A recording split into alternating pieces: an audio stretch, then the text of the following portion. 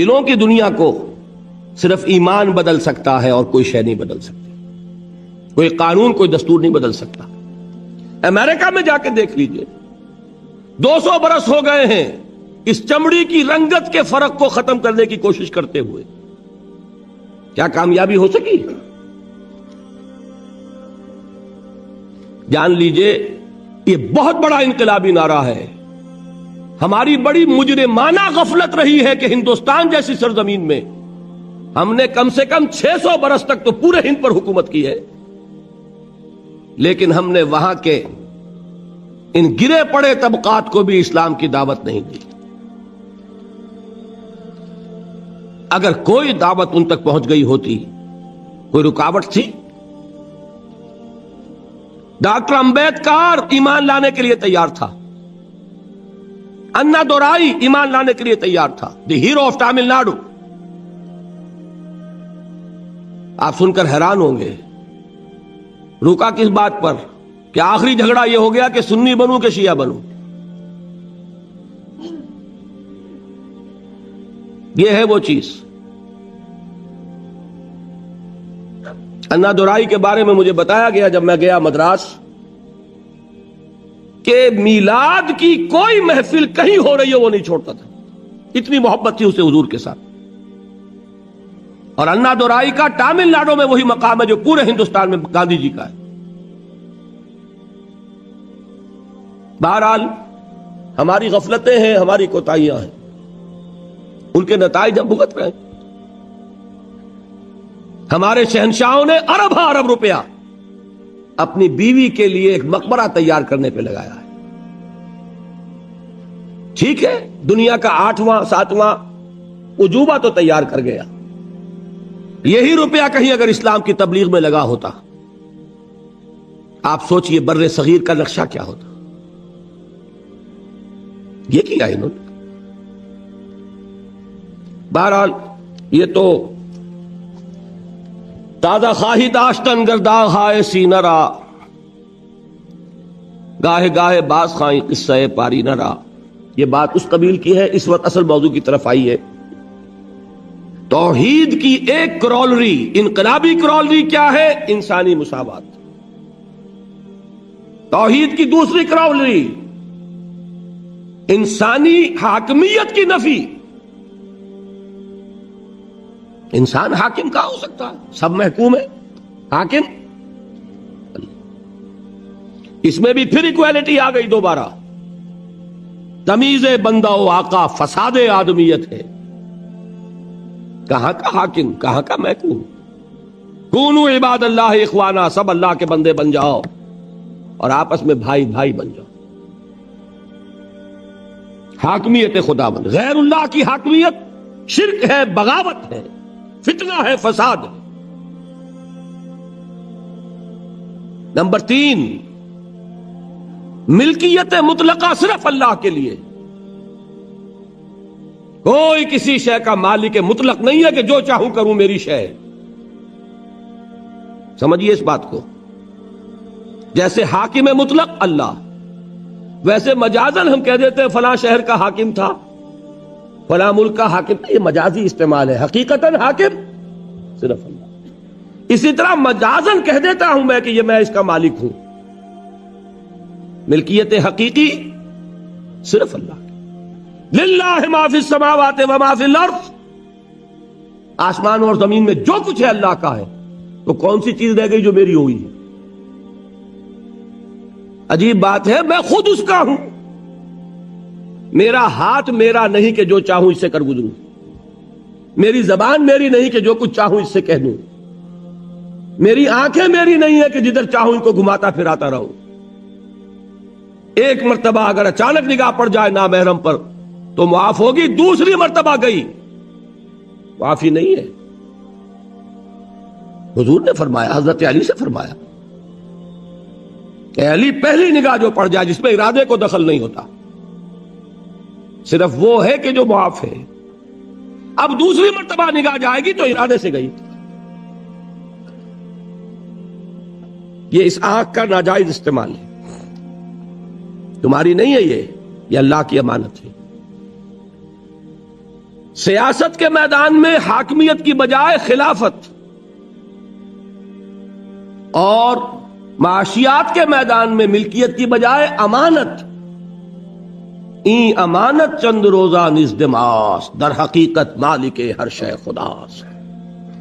اور یہ شعر اس دور کا کسی شاعر کا ہوتا تو آپ کہتے کوئی کمیونزم سے متاثر ہو گیا ہوگا. یہ کس کا شعر ہے؟ این امانت چند روزہ نزدماس، در حقیقت مالک ہر شے خداس. کس کا شعر ہے؟ شیخ سعدی رحمت اللہ علیہ کا.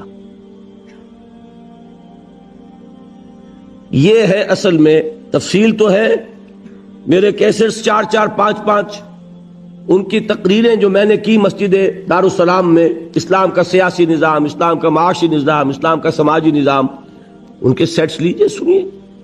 ایک ایک بات بتائی ہے جو ان تینوں نظاموں سے متعلق ہے، جو در حقیقت یہ سب کیا ہے؟ فقط ایک نقطہ ایما کی تفسیریں.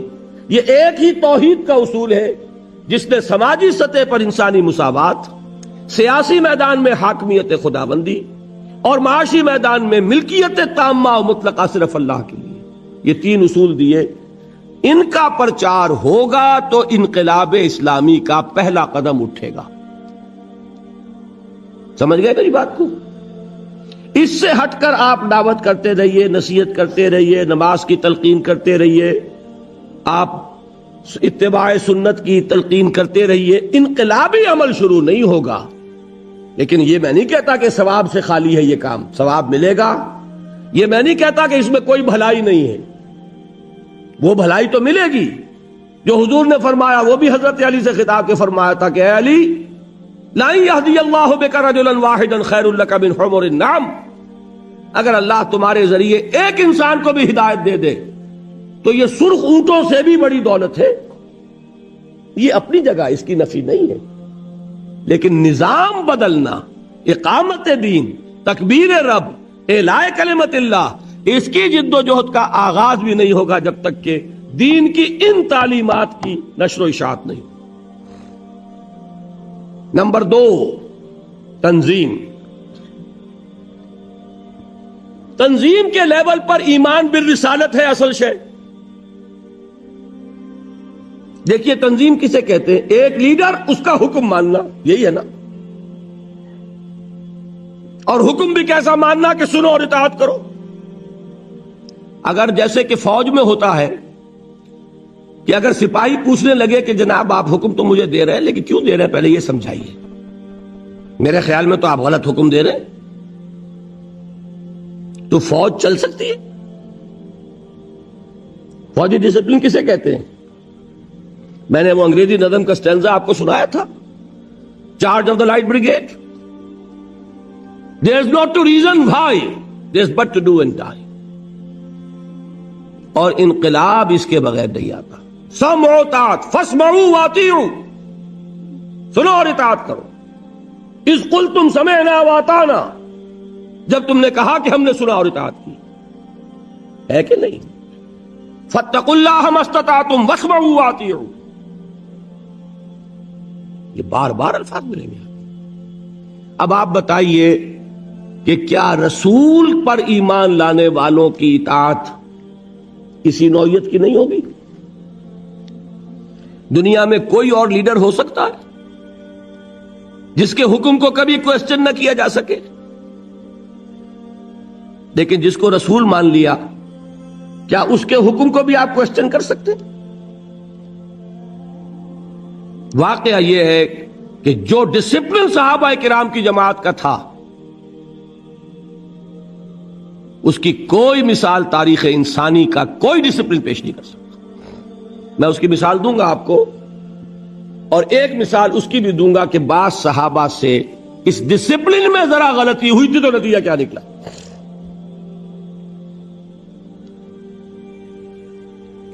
لیکن یہ جان لیجئے کہ رسول ماننے کے بعد تو اب آپ چوں کر سکتے ہی نہیں نا.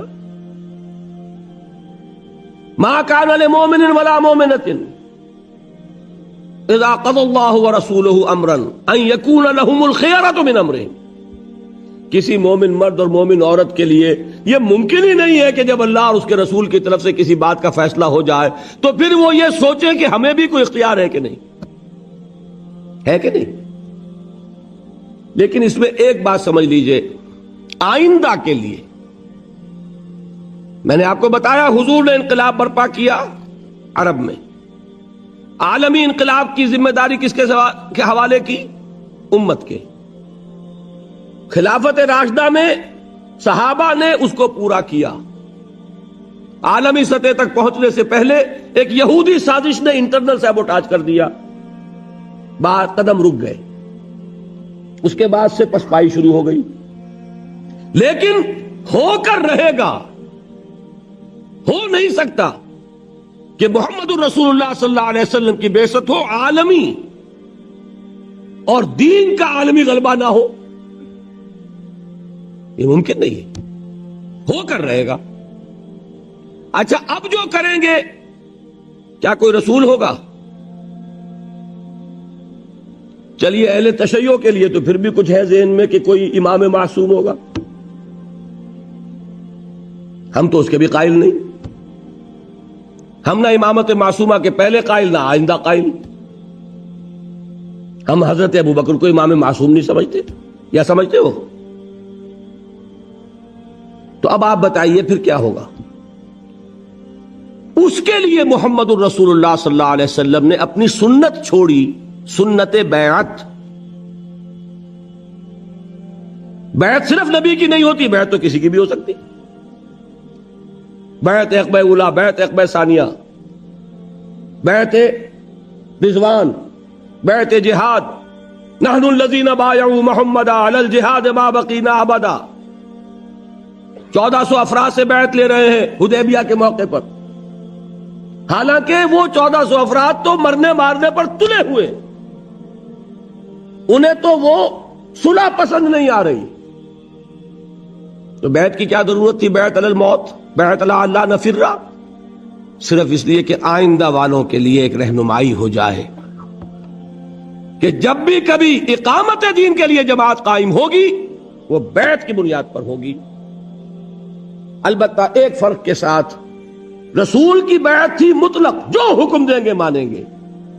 رسول کے بعد جس کی بھی بیعت ہوگی وہ مقید ہوگی، معروف میں جو حکم دے، کتاب و سنت کے خلاف حکم دیں گے تو نہیں مانیں گے۔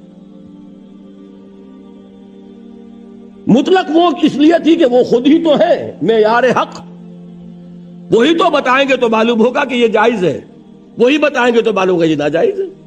لہذا ان کی اطاعت جو تھی صلی اللہ علیہ وسلم وہ اس میں انکنڈیشنل تھی، نو کنڈیشنز نو لیمیٹیشنز۔ لیکن اب جس کی بھی ہوگی کنڈیشنل ہوگی، لمیٹڈ ہوگی، اس کو کہتے ہیں سمع و طاعت فی المعروف۔ صرف میں نے ایک اصول واضح کر دیا، اب آگے چلیے تیسری چیز، تربیت۔ اس میں نوٹ کیجئے کہ تربیت محمدی صلی اللہ علیہ وسلم اس کا اصل تعلق ہے ایمان بالآخرہ سے۔ جتنا یقین آخرت کا ہوگا اتنا عمل درست ہوگا، یہ میں بیان کر چکا ہوں کہ نہیں؟ علمی نظری اعتبار سے اصل ایمان ایمان باللہ، قانونی اعتبار سے اصل ایمان ایمان بالرسالت، اور عملی اور اخلاقی اعتبار سے اصل ایمان ایمان بالآخرہ، یقین آخرت کا۔ اور نمبر 2، یہ تربیت ہے اصل میں، جس کے لیے نماز ہے، جس کے لیے روزہ ہے، جس کے لیے قیام اللیل ہے، جس کے لیے راتوں کو کھڑے رہ کر قرآن کو اپنے اندر اتارنا ہے۔ یا ایھا المزمل قم اللیل الا قلیلا نصفہ او انقص منہ قلیلا او زد علیہ ورتل القرآن ترتیلا۔ اور آخر میں کیا فرمایا؟ ان ربک یعلم انک تقوم ادنی من ثلثی اللیل ونصفہ وثلثہ وطائفۃ من الذین معک۔ یہاں آئی وہ چیز، اس لیے کہ اسلامی انقلاب کے لیے اسلامی سیرت درکار ہوگی۔ اگر یہ نہیں ہے تو فساد برپا کیا جا سکتا ہے، اسلام کو قائم نہیں کیا جا سکتا۔ کسی کی ٹانگ گھسیٹی جا سکتی ہے، ہم نے 2 دفعہ گھسیٹی پاکستان میں. ایوب خان کی گھسیٹی کہ نہیں گھسیٹی؟ لیکن اس کی گھسیٹی تو نتیجہ کیا نکلا؟ شامت اعمال ما صورت بھٹو گرفت. ہوا کہ نہیں؟ پھر بھٹو کی گھسیٹی تو اب ماشاء اللہ آ گیا. یہ کیوں؟ اس لیے کہ طریقہ محمد کا نہیں ہے صلی اللہ علیہ وسلم. جلوس نکل رہے ہیں نظام مصطفیٰ کے اور نمازیں غائب ہو رہی ہیں، عصر کی بھی مغرب کی بھی. جلسے ہو رہے ہیں، لیڈر لوگ اٹھ کر داعش پر سے جا کے اپنی نماز پڑھ کے آ گئے ہیں. یہ خیال نہیں کہ یہ جو 20,000 آدمی سامنے بیٹھا ہوا ہے، نماز اس پر بھی فرض ہے کہ نہیں؟ نماز جیسے ستون کو گرا کر دین کو قائم کیا جائے گا. الصلاۃ عماد الدین. اور گھیراؤ ہو رہا ہے اور جلاؤ ہو رہا ہے اور کاریں جلائی جا رہی ہیں اور شیشے توڑے جا رہے ہیں اور اسٹریٹ لائٹس توڑی جا رہی ہیں. یہ طریقے تو کمیونسٹوں کے ہیں بھائی. اس سے انقلاب محمد ہی آ جائے گا. بے گناہ بسیں جلائی جا رہی ہیں، کوئی گناہ ہے ان کا؟ مسافروں کو تکلیف پہنچائی جا رہی، وہ آپ کو کوس رہے ہوں گے دل میں یا دعائیں دے رہے ہوں گے؟ جنہیں بنس روڈ پہ اتار کے کھڑا کر دیا، پتہ نہیں کتنی مشکل سے بس میں جگہ لی ہوگی انہوں نے. کتنے لوگ تو الٹی جانب سفر کرتے تب کہیں جا کر ٹاور سے بیٹھتے بیچارے، اور ان کو اتار کے اور بس کو آگ لگا دی. بچے گھروں میں بیٹھے ہوئے منتظر ہوں گے، ادھر وہ گالیاں دے رہے ہوں گے، ادھر وہ جو کھڑے ہیں یہاں پر جنہیں اب کوئی امکان نظر نہیں آتا کہ کوئی سواری مل جائے. یہ طریقے نہیں ہیں انقلاب محمدی کے. یہ ہم نے دوسروں سے مستعار لیے. ہم نے سمجھا کہ ان کو کامیابی اس سے ہو گئی، شاید ہم بھی یہی ہتھ کنڈے استعمال کریں تو کامیابی ہو جائے. جان لیجئے اگر تو کام وہ کرنا ہے جو کیا تھا محمد الرسول اللہ صلی اللہ علیہ وسلم نے، تو طریقہ بھی وہی اختیار کرنا ہوگا جو اختیار فرمایا تھا محمد الرسول اللہ صلی اللہ علیہ وسلم. تربیت. اقبال کہتا ہے نا کہ خام ہے جب تک تو ہے مٹی کا ہی کمبار تو، پختہ ہو جائے تو ہے شمشیر بے زنہار تو. پختہ ہو نا، اس پختگی میں وہ ہے عبادات بھی ہے، روزہ بھی ہے، نماز بھی ہے، تلاوت بھی ہے، تہجد بھی ہے، جس کا کہ یوں سمجھئے کہ اس کی ریپرزنٹیشن جو ہے وہ کیا ہے؟ دشمنوں کے جاسوسوں نے خلافت راشدہ کے دوران جو اسلامی لشکر تھا اس کے بارے میں جو رپورٹ دی وہ کیا تھی؟ ہم فرسان بالنہار و رہبان باللیل. یہ لوگ عجیب ہیں، دن میں یہ شہسوار ہوتے ہیں گھوڑوں کی پیٹھوں پر سوار، تلواریں اور نیزے لیے ہوئے اور اللہ اکبر کرتے ہوئے، اور راتوں کو یہ راہب نظر آتے ہیں مسلوں پر کھڑے ہو کر اور سجدے میں روتے ہوئے. یہ نقشہ اگر اتنا نہیں تو اس کا ایک عکس 100واں حصہ تو پیدا کرو گے تو کہیں جا کر انقلاب محمدی کے لیے تمہید ہوگی. اور یہ میں عرض کر دوں، اس کو ناممکن نہ سمجھیے. پچھلی صدی آ چکے ذکر آ گیا تھا، کل 100 کتنے سال ہوئے؟ 1830 میں شہادت ہوئی بالا کوٹ کی. 155 برس، 5 برس کا پورا معاملہ تھا ہجرت سے لے کر شہادت تک. تو کل 150 برس پہلے، تو سمجھیے 160 برس پہلے وہ عظیم تحریک بر صغیر پاک و ہند میں، تحریک شہیدین، اس کے افراد، ان مجاہدین کی سیرتوں کے بارے میں وہی گواہی دی دنیا نے جو صحابہ کرام کے بارے میں گواہی دی. صحابہ کرام کا لشکر جب داخل ہوا ہے بیت المقدس میں تو عیسائیوں نے اپنا سارا نسوانی حسن مڈیروں پر جمع کر دیا تھا کہ مسلمان گزرے، ہماری تلواریں اور ہمارے تیر تو ان کو مغلوب نہیں کر سکے، شاید کہ یہ نگاہوں کے تیر انہیں گھائل کر دیں۔ لیکن کیا آتا ہے، پورا لشکر زمین پر نظریں گاڑے ہوئے ایسے گزر گیا کہ کسی نے اٹھا کر نہیں دیکھا نظر کہ کون ہے اوپر۔ اور بعین ہی یہی گواہی ملی ہے مجاہدین کے بارے میں۔ ہزارہ کے علاقے میں جو گجر قوم آباد ہے، نہایت حسین و جمیل خواتین، نہایت حسین و جمیل، وہ آپس میں باتیں کرتی تھیں کہ یہ لوگ معلوم ہوتا ہے کہ شاید نامرد ہیں کہ انہوں نے کبھی ہماری طرف نگاہ اٹھا کے نہیں دیکھا۔ دور صحابہ کرام کا ایک نقشہ، یہ بھی بر صغیر پاک و ہند کی بہت بڑی سعادت ہے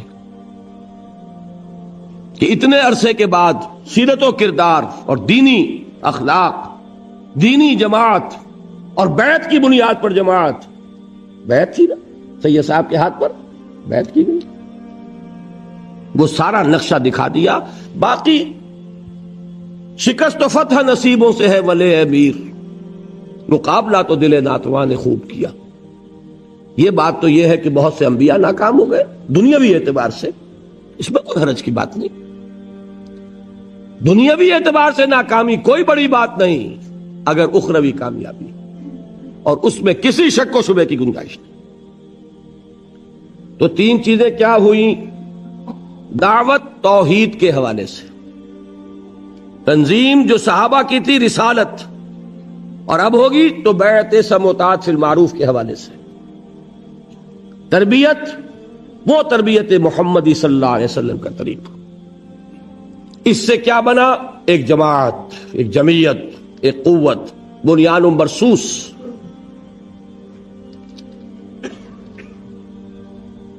اس کے ساتھ چوتھا عمل چلا ہے، وہ بھی مکی دور میں۔ اس پورے عرصے میں 12 برس میں کیا حکم تھا مسلمانوں کو؟ کفو ایدیکم۔ قانون تو شریعت کا ہمیشہ سے یہ ہے، بدلے کا، قصاص کا ہے، دانت کے بدلے دانت اور کان کے بدلے کان، ہے کہ نہیں؟ لیکن اس عمل، انقلابی عمل میں، اقامت جدوجہد میں وہ قانون نہیں چلے گا۔ اس میں جب دین غالب آ جائے گا، اسلامی ریاست قائم ہو جائے گی، تو وہ قانون نافذ ہوگا۔ اس میں کیا ہے؟ مارے کھاؤ، ہاتھ نہ اٹھاؤ، ٹکڑے اڑا دیے جائیں تمہارے، تب بھی تم کوئی کارروائی نہیں کر سکتے۔ میں عرض کرنا چاہتا ہوں، گاندھی کا یہ اعتراف ہے کہ میں نے عدم تشدد حضرت مسیح اور حضرت محمد سے سیکھا، اور واقعہ یہ ہے کہ اگر کانگریس کی موومنٹ ابتدا ہی سے تشدد پہ اتر آتی تو ختم کر دیا۔ چورا چوری کا ایک واقعہ ہو گیا تھا، ایک جلوس نے بہار میں، یہ جگہ ہے، تھانہ ہے، تھانے کے اوپر حملہ کر دیا، گاندھی نے پوری موومنٹ کال آف کر دی۔ If you can't remain peaceful, if you can't obey my command, then I can't take the responsibility of leading you. اور ایک بات میں اور بتا دوں آپ کو، سکھوں کی ایک تحریک تو آج کل چل رہی ہے، اس تحریک کی بدقسمتی ہے یہ کہ یہ ابتدا ہی سے وائلنٹ ہو گئی۔ اس کا کتنا بڑا نقصان ہوا ہے اس کا سب کو اندازہ ہے۔ کہ ٹھیک ہے، قوم ہے، اس کی جان ہے، وہ ابھی قربانیاں دے رہی ہے، لیکن یہ کہ جو کچھ جتنی قیمت وہ دے چکی ہے اس کے حوالے سے کامیابی جو ہے کہیں بھی آس پاس نہیں۔ انہی سکھوں کی ایک تحریک چلی تھی 30s میں، عجیب تحریک تھی وہ، آپ سنیں گے۔ اب ہماری یہ تاریخ ہے لیکن ہم واقف نہیں، شاید آپ کو ہنسی آئے۔ سکھوں کے گردواروں کے ساتھ جو زمینیں وقف تھیں ان پر قبضہ ہندوؤں کا تھا۔ چونکہ برطانوی حکومت نے سکھوں کو علیحدہ مذہب نہیں مانا تھا، لہذا گردواروں پر کنٹرول کس کا؟ عبادت گاہ کس کی؟ سکھوں کی۔ کنٹرول کس کا؟ ہندوؤں کا۔ تو ایک تحریک انہوں نے چلائی تھی، گردوارہ پروبندک کمیٹی، کچھ اس طرح کا نام تھا اس کا۔ اس کا مقصد کیا تھا کہ ہماری عبادت گاہوں کا کنٹرول ہمارے پاس ہونا چاہیے۔ اب بھی وہ کمیٹی ہے، وہی کمیٹی اب کنٹرول کرتی گردواروں کو۔ اب اس کے لیے ظاہر بات ہے کہ شیر کے منہ میں سے نوالا نکالنا آسان تو نہیں نا، تحریک چلانی پڑتی ہے۔ حقوق کوئی آسانی سے نہیں دیتا جب تک کہ آپ لینے کے قابل نہ ہو، انہیں تحریک چلانی پڑی۔ پولیس جیسے اب بھی ہے، اس وقت بھی پیسے والے کے ساتھ تھی۔ پیسے والا کون تھا؟ بنیا۔ لہذا دفعہ 144، اب سکھوں کے جتھے نکلتے تھے 144 کو ڈیفائی کرنے کے لیے۔ ان جتھوں کا مجھے ایک صاحب نے آنکھوں دیکھا حال بتایا ہے، ابھی وہ زندہ ہیں، 69 علامہ اقبال روڈ لاہور پر، جو شخص جائے جا کے ویریفائی کر لے۔ حاجی عبد الواحد صاحب 1930 کے ایم اے ہیں انگلش کے، وہ فرماتے ہیں کہ میں نے اپنی آنکھوں سے دیکھا جتھا نکلتا تھا، لیکن سکھوں کے اس جتھے کو جو ڈیفائی کر رہا ہے 144 کو، دفعہ 144 کی خلاف ورزی، انہیں حکم تھا ہاتھ باندھے رکھو۔ نتیجہ یہ نکلتا تھا، وہ کہتے میں نے آنکھوں سے دیکھا کہ سپاہی کی لاٹھی سر پر پڑی، سر پھٹ گیا، خالصہ نیچے گر گیا، لیکن ہاتھ بندھے رہے۔ نتیجہ یہ نکلا کہ کامیاب ہوئے، حکومت کو گھٹنے ٹیکنے پڑے، گردواروں کا کنٹرول انہوں نے حاصل کیا۔ یہ ہے اصل میں تو حیران ہو گیا جب انہوں نے مجھے واقعہ سنایا۔ ان کے ذہن میں نہیں تھا قرآن مجید میں سورہ نساء میں جو لفظ آیا کفو ایدیکم، اپنے ہاتھ بندھے رکھو۔ آپ اندازہ کیجئے کہ یہ ریفلیکس ایکشن ہے، غیر اختیاری طور پر اگر آپ کے سر پر کوئی وار آ رہا ہو تو ہاتھ ایک دم اٹھتا کہ ہاتھ اس کو روکے، لیکن انہیں حکم تھا کہ ہاتھ یہاں بندھے رہیں گے۔ جتھا نکل رہا 4 سے زیادہ آدمیوں کا جانا، بس یہی خلاف ورزی ہے۔ 50 کا جتھا نکلا، خلاف ورزی تو ہو گئی، لیکن کوئی توڑ پھوڑ نہیں۔ توڑ پھوڑ تو دور رہا، تمہارے اوپر لاٹھی پڑے تب بھی ہاتھ نہ اٹھے۔ یہ وہ چیز تھی کہ جس نے انہیں کامیابی سے ہمکنار کیا، اور یہی ہمیں نظر آ رہا ہے۔ میں پھر کہہ رہا ہوں، یہ تو بہت بات کی چیزیں ہیں، یہ کہاں تاریخ میں اس سے پہلے اس کی کوئی مثال ہے؟ صرف 2 مثالیں ہیں۔ یا حضرت مسیح علیہ السلام کے 3 سال، انہوں نے فرمایا تھا کہ تمہارے دانے گال پر کوئی تھپڑ مارے تو بایاں بھی پیش کرو، کوئی شخص نالش کر کے تمہارا چوغا لینا چاہے کرتا بھی دے دو، کوئی شخص تمہیں بیگار میں 1 کوس لے کے جانا چاہے تم 2 کوس اس کے ساتھ جاؤ۔ یا تو یہ وہاں ملتا ہے، اور یا پھر یہ 12 برس جو مکی دور کے ہیں، یہ محمد الرسول اللہ کا فرمان تھا، اور میں اسی کو لیتا ہوں کہ اسی سے سامنے آتا ہے کہ کتنا زبردست ڈسپلن تھا حضور صلی اللہ علیہ وسلم کی جماعت کا، کوئی خلاف ورزی نہیں، حکم نہیں ہے محمد کا۔ دیکھیے قرآن کی آیت نہیں اتری تھی ابھی، وہ تو سورہ نساء میں اتر رہی ہے۔ یہ حکم کس کا تھا؟ محمد الرسول اللہ۔ اس میں روم صبر، میں بتا چکا ہوں صبر والی تقریر میں، اللہ بار بار کہہ رہا ہے اپنے رسول سے، اے رسول صبر کیجئے، اور رسول اسی کو کمیونیکیٹ کر رہے ہیں اس پیغام کو اپنے ماننے والوں کی طرف، صبر کرو، جھیلو، no retaliation, no raising of hands even in self defence. ہاں اب آیا 5واں مرحلہ۔ کب آیا؟ یہ جان لیجئے، یہاں سیرت کا مسئلہ ہے۔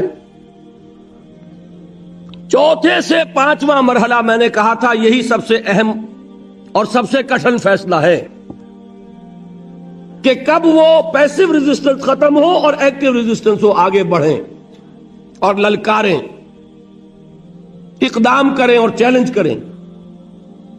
دس از موسٹ کروشل۔ غلطی ہوگی، ناکامی ہو جائے، دنیا میں ناکامی۔ یہ بالکل وہی بات ہے کہ مجتہد کو بھی ثواب ملتا ہے چاہے غلطی ہو۔ اگر صحیح رائے تک پہنچے گا 2 ثواب، غلطی ہوگی تو اکیلا ثواب۔ اسی طریقے سے نیک نیتی سے فیصلہ کیا ہے، غلط بھی ہے، آخرت کا ثواب کہیں نہیں گیا، دنیا میں ناکام ہو جاؤ۔ صحیح فیصلے تک پہنچ گئے وہ کامیابی ہو جائے. اور رسول کے لیے یہ فیصلہ کرنے والا خود اللہ تھا. مدینے کو کس نے کھولا؟ حضور تو تشریف بھی نہیں لے گئے مدینے، اور مدینے میں اوس اور خزرج کے بڑے لوگ ایمان لا چکے ہیں. مکہ خون کا پیاسا ہے، مدینے میں استقبال کی تیاریاں ہو رہی. یہاں حضور کو 12 برس گزر گئے خود دعوت دیتے ہوئے، وہاں آپ کے قدم مبارک کبھی پہنچے ہی نہیں. گئے ہیں تو صرف آپ کے 2 جانثار مصعب بن عمیر، عبداللہ ابن ام مکتوم رضی اللہ تعالی عنہما. بہرحال یہ اللہ کا فیصلہ ہے. اللہ نے تمکن عطا فرمایا. اب جب حضور تشریف لے جا رہے ہیں مدینے کی طرف تو آیت نازل ہو گئی، اذن للذین یقاتلون بانہم ظلموا وان اللہ علی نصرہم لقدیر الذین اخرجوا من دیارہم بغیر حق الا ان یقولوا ربنا اللہ. اذن اجازت دی گئی ان کو جن پر ظلم و ستم کے پہاڑ ہے، جن کے ابھی تک ہاتھ باندھ دیے گئے تھے آج کھول دیے گئے. They can retaliate. وہ آگے بڑھیں. اب وہ پابندی ختم ہو گئی. میں یہ کسی اپنی تقریر میں بیان کر چکا ہوں کہ مدینے پہنچ کر یہ نہیں ہوا. یہ مغربی مفکرین اس کو فلائٹ ٹو مدینہ لکھتے ہیں. بڑا ان کا لطیف انداز ہوتا ہے، طنز کا بھی اور جڑیں کاٹنے کا بھی. فلائٹ کہتے ہیں فرار کو. یہ فرار نہیں تھا، یہ ہجرت تھی. زمین و آسمان کا فرق. اور وہاں جا کر کوئی کمر کھول کر آرام نہیں کرنا تھا. وہ تو جس بیس کی تلاش میں آپ گئے تھے طائف، وہ بیس اللہ کی مشیت میں مدینہ منورہ کو بننا تھا. وہاں جا کر اپنی اس تحریک کو، اپنی اس موومنٹ کو، اپنی جد و جہد کو، اقامت دین کی جو وہ جد و جہد ہے اسے اب اگلے مرحلے میں لانا. صرف 6 مہینے حضور نے لیے ہیں انٹرنل کنسولیڈیشن کے، مواخات بین المہاجرین والانصار.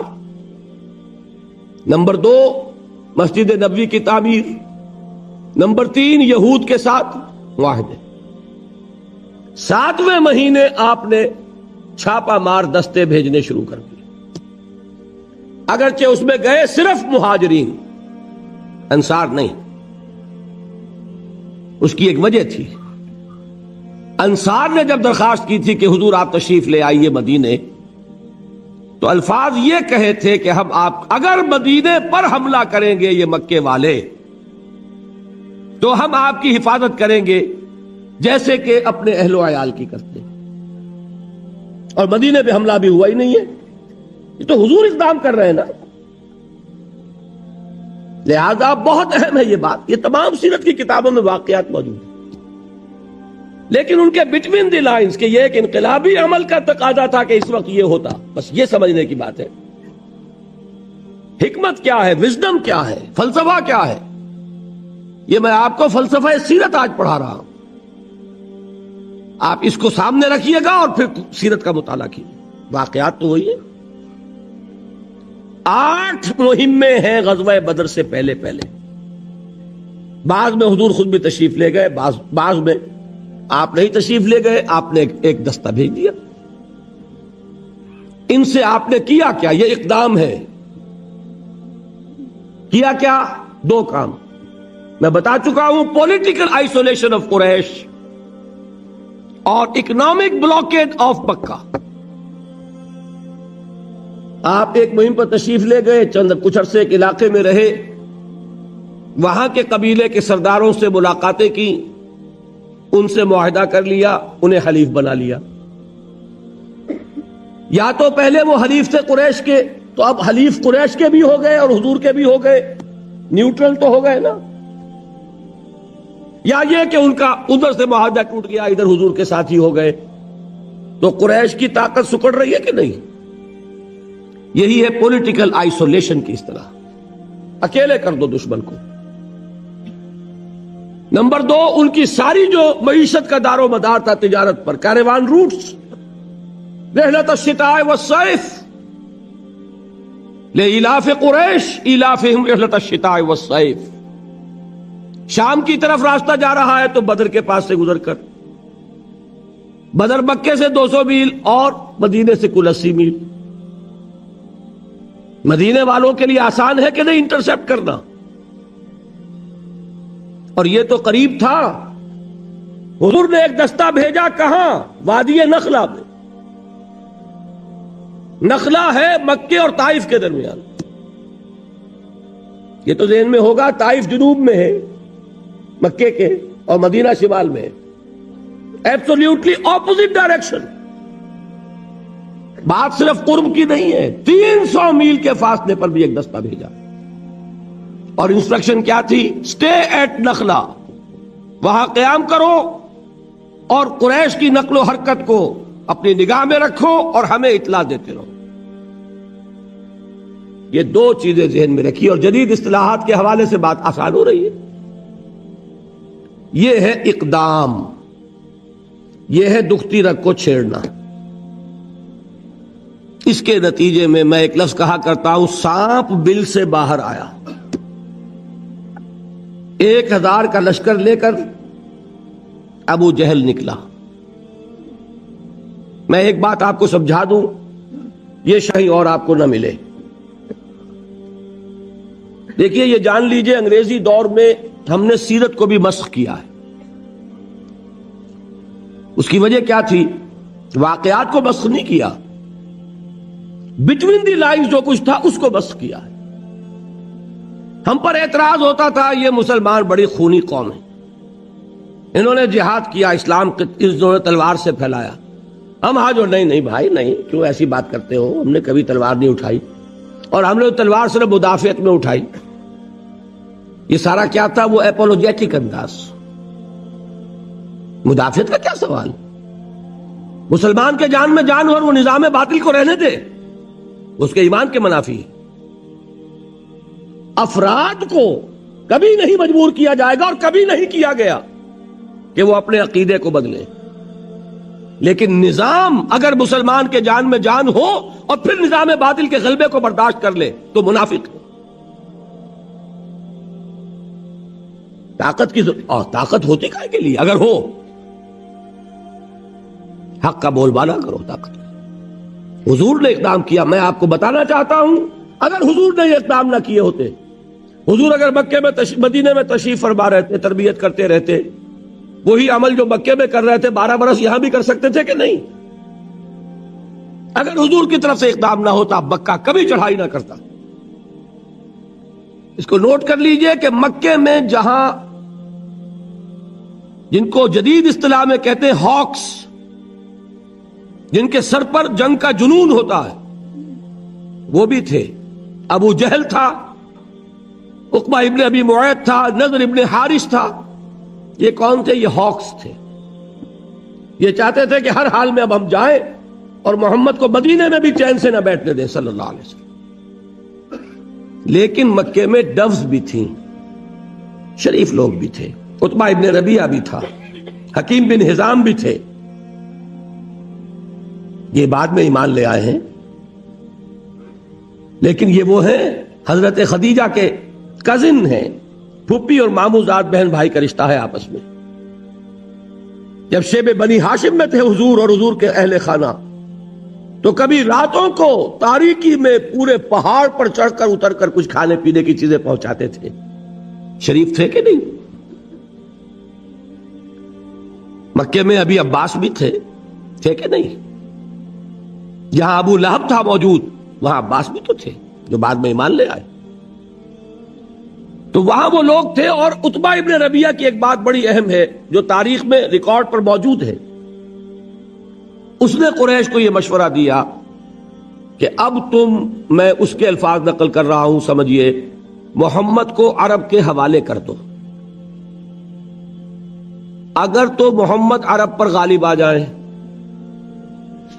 تو ہمارا نقصان نہیں ہے، قریشی کا غلبہ ہوگا نا. ذرا اس کے ذرا سیاسی تدبر کو داد دیے. محمد کون ہے؟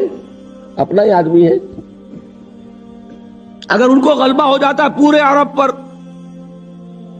تو قریش کی حکومت قائم ہو جائے گی پورے عرب پر.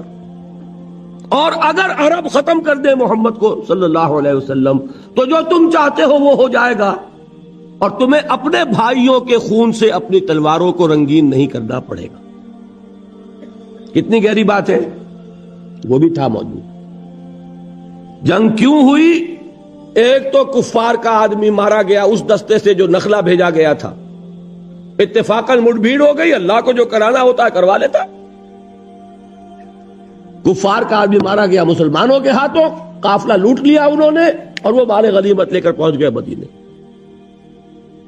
دوسرے ادھر جو قافلہ گیا ہوا تھا شام کی طرف، ابو سفیان کی سرکردگی میں ان کی SOS کال آ گئی کہ میرے آدمیوں کو خطرہ ہے، میرے قافلے کو محمد کے آدمیوں سے صلی اللہ علیہ وسلم ورضی اللہ تعالی عنہم اجمعین کمک بھیجو.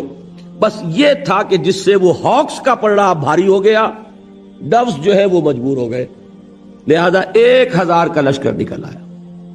یہاں سے وہ فائنل فیز شروع ہو گیا. اور میں آپ سے ایک بات اور عرض کر دوں، یہ تاریخی حقیقتیں پڑھ لیجئے. ایک رات پہلے بدر سے خبر آئی کہ ابو سفیان قافلہ لے کے نکل گئے. بہت ہوشیار آدمی تھے. ایک طرف انہوں نے وہ کمک کے لیے خط بھیجا، پیغامبر بھیجا، دوسری طرف راستہ بھی بدل دیا. خود بجائے اس بدر کے پاس سے ہو کے گزرنے کے، وہ بحیرہ احمر کے ساحل کے ساتھ ہو کے نکل گئے. اطلاع پہنچی یہاں لشکر ہے. اب آتے ہیں وہی حکیم ابن حزام، کس کے پاس؟ عتبہ کے پاس. ڈوز ہے نا یہ دیکھو عتبہ تمہاری بڑی حیثیت ہے، سپہ سالار کی حیثیت ہے تمہاری، اور اس وقت خونریزی کو تم روک سکتے ہو.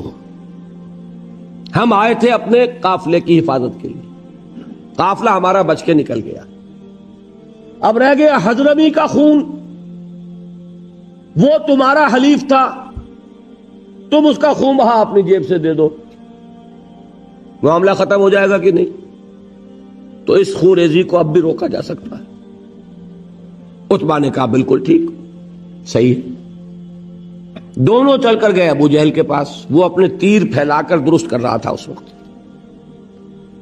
جا کر اس سے بات کی. اس کے لیے تو یہ موقع تھا، میں کہہ رہا ہوں ہاکس کا سردار تھا وہ. اسے یقین تھا کہ ہم ختم کر دیں گے کل محمد کو اور اس کے آدمیوں کو صلی اللہ علیہ وسلم. اسی لیے اس نے کہا تھا یہ یوم الفرقان ہوگا، پتہ چل جائے گا اللہ کس کے ساتھ ہے، کیونکہ یقین تھا نا جیتیں گے ہم.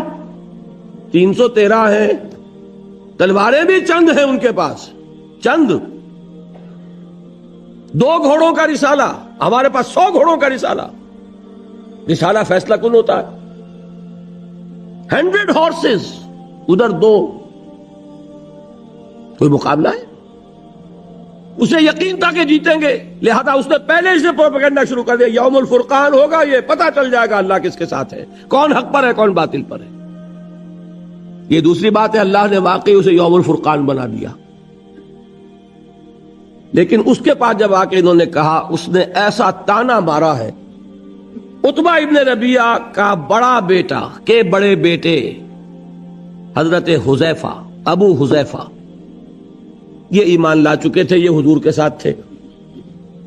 ابو جہل نے تانا مارا، معلوم تھا عتبہ بیٹے کو سامنے دیکھ کر تم پر بزدلی آ گئی. نمبر 1 اور نمبر 2 بلایا اس حضرمی کے بھائی کو جو مارا گیا تھا مسلمانوں کے ہاتھوں.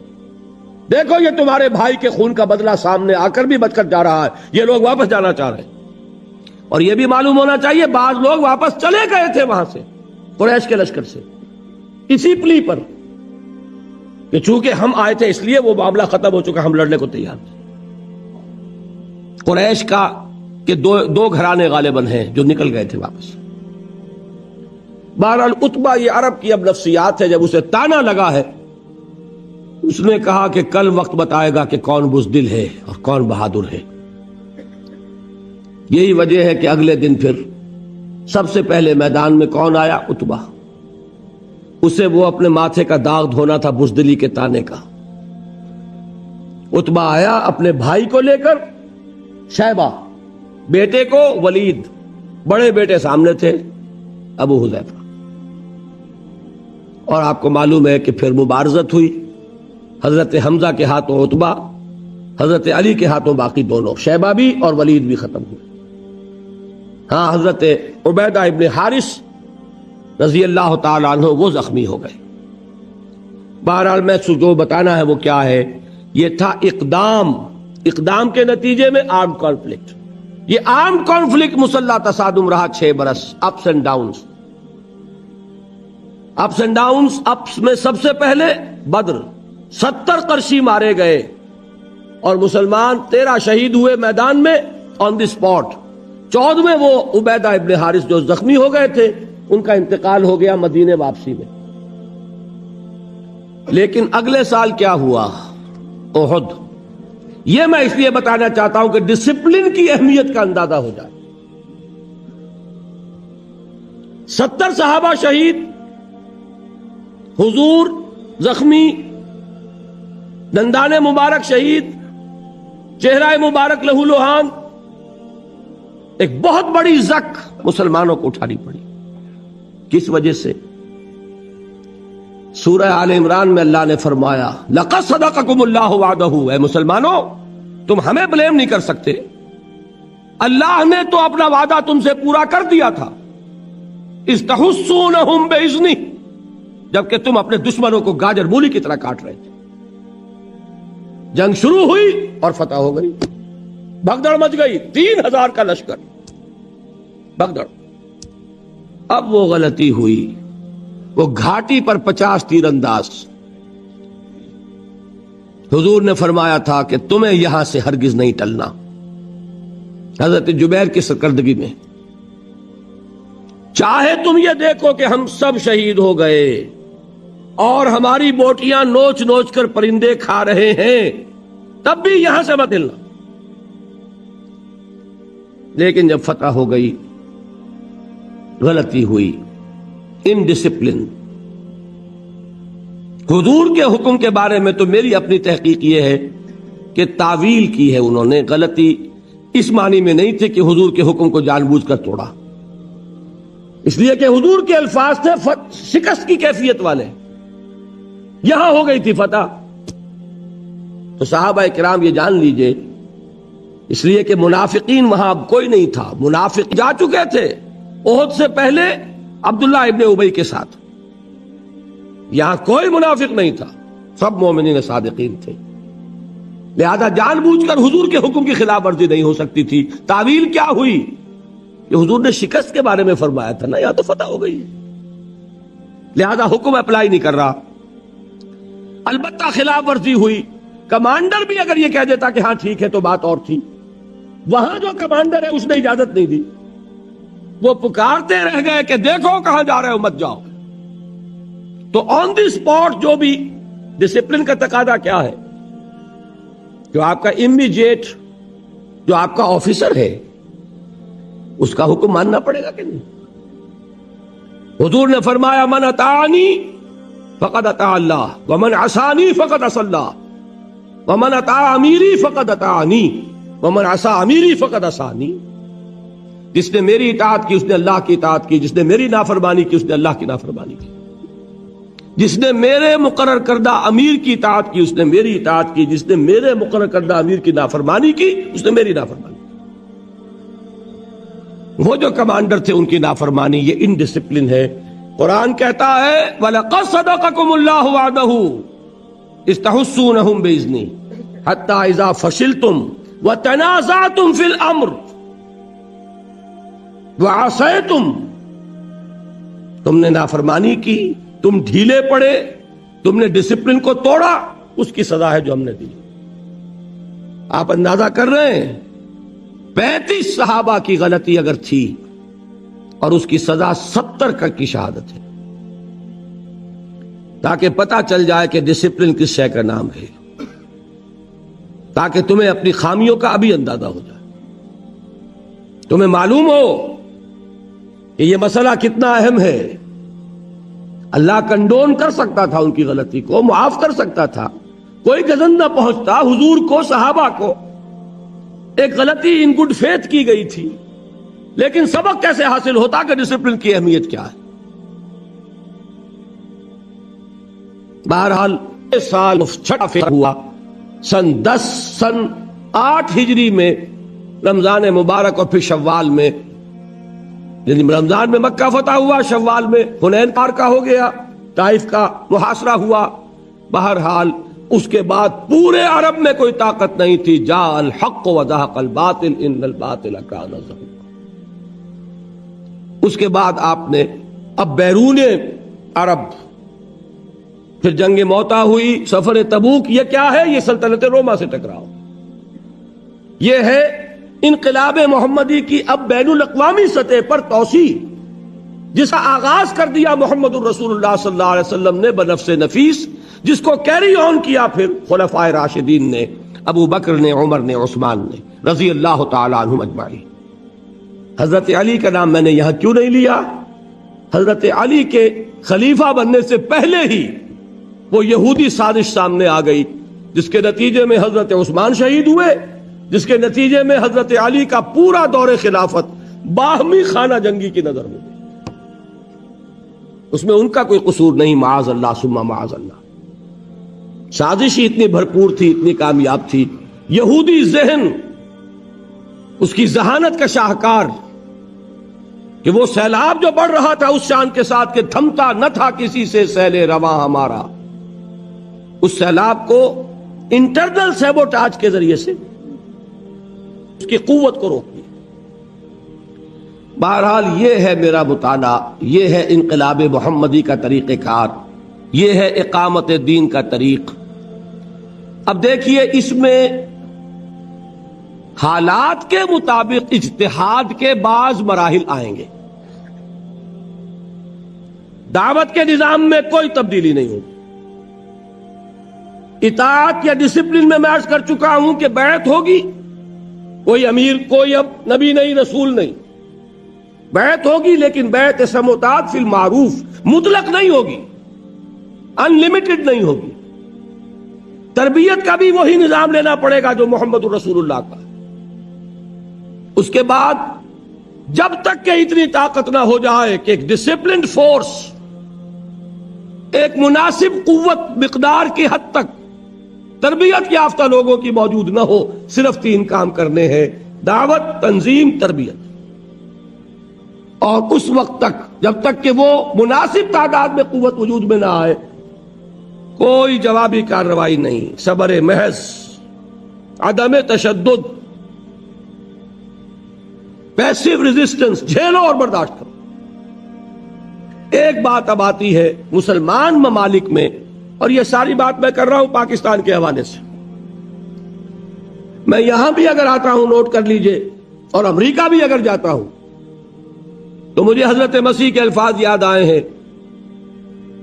ان کے یہ الفاظ، ان کی طرف منسوب الفاظ موجود ہیں کہ میں صرف اسرائیل کے گھرانے کی کھوئی ہوئی بھیڑوں کی تلاش میں آیا ہوں۔ میرا پاکستان سے باہر کا سفر ہوتا ہے پاکستان کی کھوئی ہوئی بھیڑوں کی تلاش۔ وہ امریکہ میں بھی ہے، یہاں بھی ہے۔ گھر میں وہ ذمہ داریاں جو ہیں، وطن کی سرزمین پکار رہی ہے، آپ یہاں عیش اور آرام میں ہے، پیسے جمع کرنے کے چکر میں، یہ یاد دلانے کے لیے آیا۔ وہ کشتی ڈول رہی ہے، دین وہاں نہ آیا تو وہ ملک ہرگز باقی نہیں رہے گا، امکان ہی نہیں اس کا، اور آثار بہت خراب ہے۔ دین کیسے آ جائے گا؟ گھر بیٹھے آ جائے گا، انتخابات کے ذریعے آ جائے گا۔ بہت بڑا مغالطہ ہے یہ۔ مجھ سے سوال کیا گیا تھا، آج جواب دے رہا ہوں۔ جماعت اسلامی سے میں صرف اس بنیاد پر علیحدہ ہوں، انقلابی جماعت کی بجائے سیاسی جماعت کا رول اختیار کر لیا تم۔ انتخابات کے عمل کے نتیجے میں صرف یہ ہو سکتا ہے کہ جو نظام ملک میں قائم ہے اس کے لیے بہتر ہاتھ اگر فراہم کیے جا سکتے ہو تو کر دیے جائے۔ نظام نہیں بدلا جا سکتا، اس لیے کہ جو بھی پولیٹیکو سوشو اکنامک سسٹم ہے اسی کے مطابق ووٹ ملیں گے۔ ووٹ ملیں گے سرمایہ دار کو، ووٹ ملیں گے جاگیردار کو اور زمیندار کو۔ اور آپ کا کیا خیال ہے کہ وہ ووٹ لے کر پارلیمنٹ میں آ کر اپنے ہی پاؤں پر کلہاڑی مارے گا؟ نظام میں کوئی بنیادی تبدیلی کرے گا؟ وہ کبھی نہیں کرے گا۔ اور اگر کوئی 2 4 6 8 10 آ بھی گئے، کہیں شہروں کے اندر ہو سکتا ہے کہ آ جائے، ان کی حیثیت کو ہے نہیں۔ وہ نظام وہی ہے۔ ہمارے ہاں الیکشن جب بھی ہوئے وہی لوگ آئے، چچا نہیں تو بھتیجا، ایک بھائی سے دوسرا بھائی، یا وہی اشخاص ان کے نام پر صرف لیبل بدلتے رہے، کبھی اس کے اوپر ریپبلکن پارٹی لکھا ہوا، کبھی وہ کنونشن لیگ ہے، کبھی پیپلز پارٹی ہے، کبھی وہ شورا شریف تھی، اور کبھی اب وہ الیکشن لڑ کے آ گئے۔ بیسک سٹرکچر وہی ہے، کیسے بدل جائے گا؟ اور بیسک سٹرکچر کو اس کے ذریعے آپ نہیں بدل سکتے، بہت بڑے مغالطے میں۔ لیکن یہ کہ جو لوگ سمجھتے ہیں نیک نیتی سے، وہ لگے رہے، ٹھیک ہے، اللہ کے ہاں خلوص کا اجر ملے گا، لازماً ملے گا۔ لیکن مجھے یہ بات آج نہیں، سن 57 نہیں، سن 56 میں نظر آ گئی تھی کہ یہ راستہ جو ہے اس سے کوئی بنیادی تبدیلی نہیں آ سکتی، وقت کا، صلاحیتوں کا، قوتوں کا ضیاع ہے۔ یہ وجہ ہے کہ وہاں سے علیحدگی ہوئی تھی۔ سوائے اس انقلابی عمل کے کوئی اور راستہ نہیں۔ صرف اس میں فرق اب کیا آئے گا، پیسو ریزسٹنس بھی رہے گی، لیکن کیا مسلمانوں کے خلاف تلوار اٹھائی جائے گی؟ یہ ہے مسئلہ بڑا کروشل، بہت اہم۔ مسلمان ملکوں میں تو حکومت مسلمانوں کی ہے،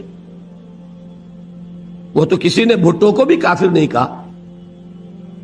مسلمان ہوگا، فاسق و فاجر ہوگا، مسلمان ہوگا، متقی ہوگا، نمازی ہوگا، مسلمان ہوگا۔ یہ اس کا جواب ہے اصل میں جو میں دے کر اپنی بات ختم کر دوں گا۔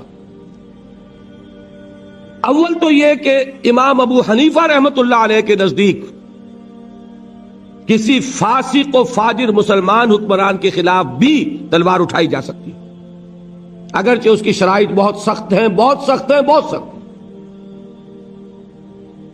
نمبر 2 یہ کہ اس دور میں ویسے بھی اس لیے مشکل کہ حکومت کے پاس بہت اسلحہ اور عوام نہتے ہو گئے۔ لیکن اس کا ایک بدل ہے کہ جو تمدن کے ارتقاء نے ہمیں فراہم کیا ہے، وہ بدل کیا ہے؟ ڈیمانسٹریشن، مظاہرہ۔ ڈیمانسٹریشن کس چیز کا ہوتا ہے؟ Of your will, of your strength, of your discipline. یہ ظاہر کیا جائے، ثابت کیا جائے کہ اس ملک میں ایک طاقت ہے منظم، ڈیڈیکیٹڈ، جو اپنی جان دینے کے لیے تیار ہے، ایسے لوگوں کی جنہیں کچھ نہیں چاہیے سوائے اسلام کے۔ انہیں حکومت نہیں چاہیے، انہیں صرف اسلام چاہیے۔ اس کی کیا شرطیں ہیں؟ نمبر 1، انتہائی پیسفل ڈیمونسٹریشن۔ یہ نہیں کہ جلوس ہم نے نکالا، توڑ پھوڑ کوئی اور کر گیا، یہ غلط۔ جب تک آپ کی تنظیم اس قابل نہیں ہے، آپ کو حق نہیں ہے کہ آپ میدان میں آئیں۔ جب آپ کی تنظیم ایسی ہے تب آپ اس کام کو کیجیے، اس سے پہلے نہیں۔